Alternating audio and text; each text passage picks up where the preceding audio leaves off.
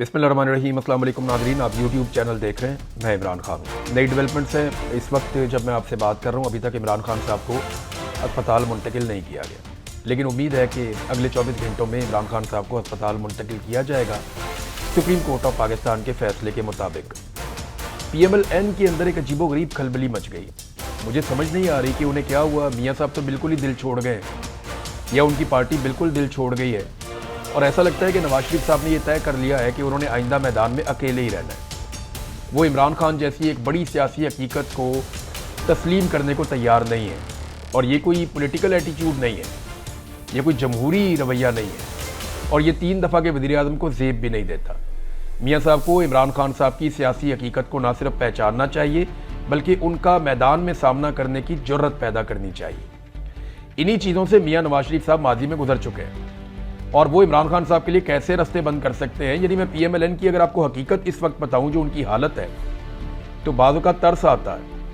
ये जो चीज़ें मैं आपको पढ़ के बताने लगा हूं, ये सारी PMLN ने कही हैं और आज ही के दिन में कही हैं। यानी आप देखें, तारक फजल चौधरी कहते हैं कि फैसले पर मिनोअन अमल करेंगे।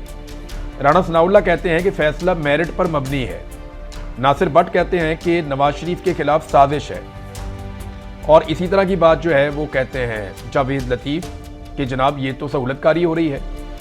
फिर साद रफ़ीक कहते हैं कि फैसले से अदलिया का खोया हुआ वकार बहाल हुआ, ठंडी हवा का झोंका मिला। फिर आज़म नज़ीर तारड़ कहते हैं कि जी फैसले के खिलाफ हम अदालत में जाएंगे। ख्वाजा साद रफ़ीक ने कुछ और बात की है। ख्वाजा आसिफ साहब जो स्टेटमेंट देते हैं वो उससे भी ज़्यादा हैरान करने वाली है। ख्वाजा आसिफ साहब कहते हैं कि जनाब इमरान खान साहब तो कोई NRO ढूंढ रहे हैं और NRO के चक्कर में हैं। PMLN के कुछ लोग जो हैं वो ये कहते हैं जनाब इमरान खान को NRO मिल गई। यानी जितने मुंह हैं उतनी बातें हैं। PMLN को ये पता ही नहीं है कि इस बात के ऊपर उनका बयानिया क्या है या उन्हें कहना क्या चाहिए, और इसकी वजह यह है कि मियाँ नवाज शरीफ साहब बहुत बड़ी बौखलाहट का शिकार है, और क्लैरिटी नहीं है मियाँ साहब में कि एक्चुअली अब उन्हें करना क्या है। देखिए, ये हम सब जानते हैं, आपको भी पता है, PMLN को भी पता है, पीपल्स पार्टी को भी पता है। फजल रहमान साहब भी ये कहते हैं, जितने टाउट्स हैं जो मिलिट्री एस्टेब्लिशमेंट की तरफ से खबरें देते हैं, वो सारे ये बात अपनी मुंह से कहते हैं कि इमरान खान साहब के ऊपर कोई कानूनी मुकदमा नहीं है। ये एस्टेब्लिशमेंट के साथ इमरान खान साहब की एक जिद और एक लड़ाई चल रही है। वो दोनों चाहते हैं कि उनका इक़्तिदार बरकरार रहे। नहीं, इमरान खान साहब कहते हैं कि सिविलियंस का इक़्तिदार रहे, एस्टेब्लिशमेंट ये कहती है जी हम इक़्तिदार के अंदर रहेंगे। PMLN और पीपल्स पार्टी ने क्योंकि एस्टेब्लिशमेंट का रास्ता बनाया इक़्तिदार का साथ उन्हें शामिल रखने के लिए, तो उनके साथ वो खुश हैं। तो फड्डा तो ये है, सारे ये बात करते हैं, ये मुकदमा तो कहानियां हैं, ये तो जाली है। आज अगर पाकिस्तान की मिलिट्री एस्टेब्लिशमेंट या इंटेलिजेंस एजेंसीज अपना दबाव सुप्रीम कोर्ट और हाई कोर्ट्स के ऊपर से उठा लें, यानी निचले लेवल तक जजेस को मैनेज किया जाता है। मेरे पास एक जज के रिश्तेदार आए मेरे घर पे, और उन्होंने आकर मुझे सॉरी कहा। मैंने कहा जी आप क्यों कह रहे हैं? कहते जज साहब ने मुझे भेजा है, आपका ना बाइज्जत बरी होना बनता था उस मुकदमे में, एक दहशतगर्दी का मुकदमा था। तो मैंने कहा जी फिर मुझे किया क्यों नहीं? उन्होंने कहा जी कि बहुत दबाव था, बहुत प्रेशर था, बल्कि हमें फाइनली ये कहा गया कि अगर आप इसमें छोड़ेंगे तो हम इसको किसी और में पकड़ लेंगे, लेकिन आपके लिए अच्छा नहीं होगा, तो हमें फिर आपका रिमांड देना पड़ा, और बड़ा लंबा एक रिमांड मेरा दे दिया गया था, मुझे दोबारा जेल भी भेज दिया गया था। तो यहां से आपको अंदाजा हो जाना चाहिए कि अदलिया को किस लेवल तक और कितनी निचली सतह तक जाके पाकिस्तान की इंटेलिजेंस एजेंसीज कंट्रोल करती है। आज अगर एजेंसीज ये दबाव खत्म कर दें तो इमरान खान साहब के केसेस तो रद्दी की टोकरी में जाएंगे, जैसा कि पहले भी गए हैं। अदलिया पे जितना कंट्रोल हासिल किया गया वो इसीलिए किया गया कि इमरान खान को कितने अरसे तक मैक्सिमम जेल के अंदर रखा जा सकता है या उसके ऊपर दबाव डाला जा सकता है। अब देखिए, ये जो हरकत की है ना तारड़ साहब ने, आजम नजीर तारड़, जो PMLN के आजकल सुर्खैल है, मियां नवाज शरीफ के सबसे करीबी लोगों में से एक है आजम नजीर तारड़, वजीर कानून है ना, ऐरे गहरे को तो उठा के लगाएंगे नहीं मियां साहब या शहबाज शरीफ साहब। तो आजम नजीर तारड़ साहब ने कहा जी हमने मीटिंग की है और उसमें हमने ये फैसला किया है कि हम इस फैसले के खिलाफ नजरसानी की अपील करेंगे, ये वजीर कानून ने कहा। अच्छा, इसके अलावा एहसन इकबाल साहब ने कहा कि इमरान खान को अस्पताल भेजा जा रहा है, इस तरह तो कैदियों की पटिशन की एक लाइन लग जाएगी, हर कोई कहेगा कि हमें अस्पताल भेजो। तो यानी ये एहसन इकबाल साहब कह रहे हैं, जिनका साबिक वजीर आजम और लीडर जो है वो पाकिस्तान से लंदन ही चला गया था।